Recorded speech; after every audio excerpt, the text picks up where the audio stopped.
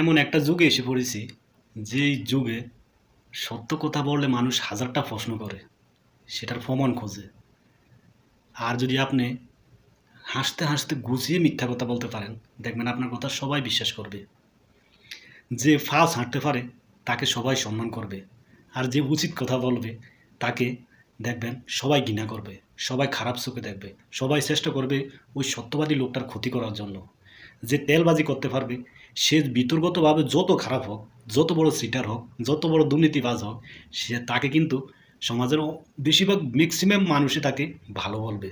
কিন্তু কারণ হলো সে সিটিং বাটফারি বদমাশি দুর্নীতি সব বিতর্গতভাবে করে, উপরে আপনাকে কথা দিয়ে মিষ্টি মিষ্টি হাসি মুখে কথা বলে আপনাকে এমনভাবে বলবে মিথ্যাগুলোকে আপনি মনে করবেন এটাই সত্য। কিন্তু আপনাকেও আল্লাহ পাক দেমাগ দিয়েছে, আপনি বিবেচনা করে তারপরে আপনি মানুষকে বিশ্বাস করবেন, কথার উত্তর দিবেন। দেখেন, যারা দেশের সত্য ঘটনাগুলোকে তুলে ধরে তাদের মুখ বন্ধ করে দেওয়ার জন্য এখন বর্তমান সমাজে তাদের উপরে পর্যন্ত যত রকমের আপনার নির্যাতন আছে শুরু হয়ে গেছে। প্রকাশ্য দিবালোকে গাজীপুরে একজন সাংবাদিককে দুনিয়া থেকে বিদায় করে দেওয়া হয়েছে।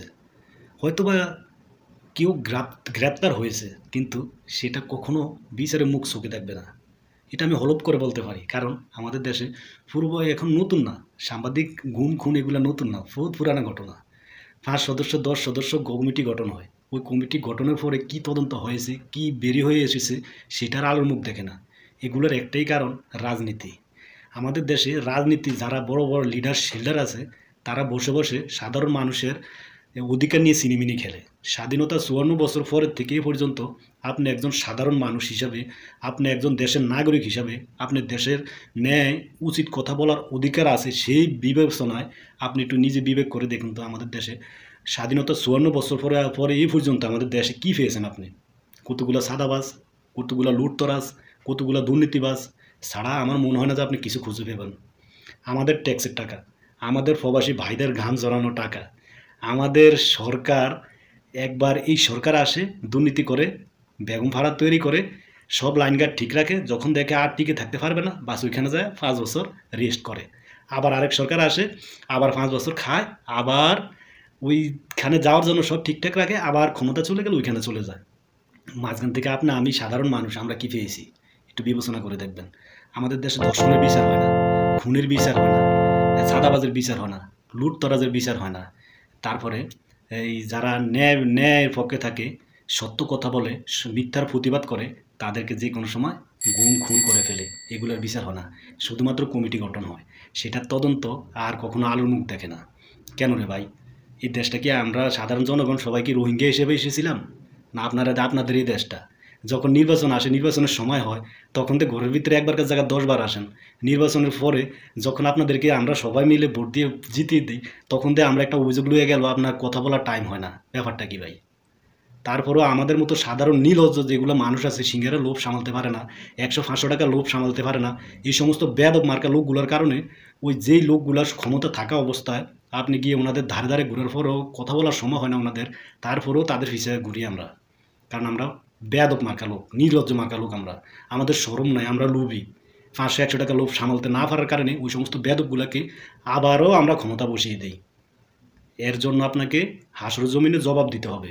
আপনার একটা মূল্যবান ভোট আপনি 100-500-1000 টাকার বিনিময়ে বিক্রি করে দিয়েছেন, তারপরে 5টা বছর আপনার কারণে সাধারণ নিরীহ গরিব মানুষ কষ্ট করে, এর জবাব আপনাকে দিতে হবে। আপনার জন্য ধর্ষণ হওয়া ওই মেয়েটা বিচার পায় না, আপনার জন্য গুম হওয়া ওই মানুষটার পরিবার বিচার পায় না, আপনার জন্য সাধারণ একটা মানুষের, সাধারণ একটা নাগরিকের, গরিব একটা ফ্যামিলির পরিবারের বিভিন্ন ধরনের বিভিন্নভাবে নির্যাতিত হয় আপনার কারণে। কাল হাসরের জমিনে আল্লাহর দরবারে আপনাকে জবাব দিতে হবে। আপনি 500 টাকা, 100 টাকা, 1000 টাকার বিনিময়ে একটা অমানুষকে আপনি ভোটটা দিয়ে দিয়েছেন। ওই মানুষটা 5 বছর, 10 বছর, 15 বছর যতদিনই ক্ষমতায় থাকুক, সাধারণ গরিব মানুষের রক্ত শুষে শুষে খাবে, আপনি সেই সুযোগ করে দিয়েছেন। আপনি চোখটা বুঝলে আপনাকে জবাবদিহিটা করতে হবে আল্লাহর দরবারে, কথাটা মনে রাখবেন। আর আমাদের যে দেশে সাংবাদিকদের নিরাপত্তা নাই, ওই দেশের সাধারণ মানুষের নিরাপত্তা কে দেবে? এর একটাই কারণ আপনি, আমরা সবাই।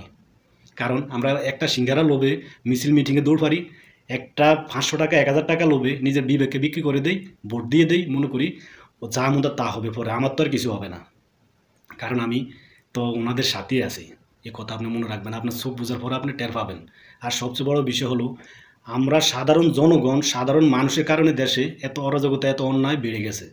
আমরা দেশের সমস্ত সাধারণ জনগণ যদি যে জায়গায় অন্যায় দেখি ওই জায়গায় সবাই মিলে প্রতিবাদ করতে পারতাম, সেই সুযোগ সুবিধা তৈরি করতে পারতাম, তাহলে পুলিশ প্রশাসন থেকে শুরু করে দেশের বিচার ব্যবস্থা আরও অনেকটাই উন্নত হয়ে যেত। আমরা কি করি, এক জায়গায় অন্যায় হইতেছে দেখলে আরও 10 জনে প্রতিবাদ না করে দাঁড়িয়ে দাঁড়িয়ে ভিডিও তৈরি করি। আরে ভাই, আজকে আরেকজনের সাথে অন্যায় হয়েছে, আগামী দিন কিন্তু আপনার সাথে হবে, আগামী দিনের পরে আপনার সন্তানের সাথে হবে, আপনার ভাইয়ের সাথে হবে, আপনার গ্রামের মানুষের সাথে হবে। আপনি একটা অন্যায় দেখলে চুপ করে থাকেন যে আমার তো কিছু হলো না, মনে রাখবেন আপনার তৈরি থাকেন আপনার উপরও জুলুম অত্যাচার আসবে আসবে। এই চুপ করে না থেকে সবাই একতাবদ্ধ হয়ে একটা অন্যায়কারী, 5টা অন্যায়কারী, 10টা অন্যায়কারী পক্ষ যদি সাধারণ 20টা 50টা জনগণ এসে দাঁড়িয়ে প্রতিবাদ করে, দেখবেন তারা এখান থেকে ফালাতে বাধ্য হবে। আমরা সেটা করি না, দাঁড়িয়ে ভিডিও করি, আর নয়তোবা নিজে মনে করি আমি অমুক দল করি, এটি অমুক দলের লোক, আমি কিছু বলবো না, বললে আবার আমার সামসামি করা বন্ধ হয়ে যাবে। বা এই সামসামি কিন্তু আপনার একদিন কাল হয়ে দাঁড়াবে। আপনি কি দেখেন না কত বড় বড় সরকার দেশ থেকে ফালায়, কত বড় বড় মন্ত্রী জেল হাজতে পৌঁছে, কত বড় বড় ফেরাউন, দেখেন না ফেরাউনের অবস্থা। মনে রাখবেন যে কোনো সরকার একবার ক্ষমতা আসবে আবার চলে যাবে, আবার ফালাবে, আবার জেলও থাকতে হয়। মনে রাখবেন আপনি, আমি, আমরা জনগণ, আমরা কিন্তু দেশেই থাকবো ইনশাল্লাহ। আর বাকি সবাই কিন্তু জেল, ফালানো আর অন্য দেশে যায় বসবাস করুন, এইগুলো করতে হবে। আপনি সতর্ক হন, দেখবেন আপনার সমাজ টাক্কা বরাবর সিধা হয়ে গেছে। যেগুলো টুপি মাথা দিয়ে লেবাসদারি বাটফার আছে ওইগুলোকে আপনি নিজে বিবেক করে চিহ্নিত করুন, খেয়াল করুন যে কে সমাজে কোন পরিস্থিতি কীভাবে চলে, কে সমাজে ভালো কাজ করে, কে সমাজে মন্দ কাজ করে, কোন বাটপার সমাজে নিজে কর্মকরণ ছাড়া ফ্যান হিন্দে বিকালে দিনের শেষে বিকেলবেলা গরু গোস্ত মাছ কিনে আনে। আপনি নিজেকে নিজে প্রশ্ন করুন যে বাটপার টাকা পায় কই, টাকাটার সোর্সটা কোত্থেকে আসে, সাধারণ মানুষের রক্ত শোষা না ওই বাটপারের ইনকামের টাকা। কথাটা মনে রাখবেন।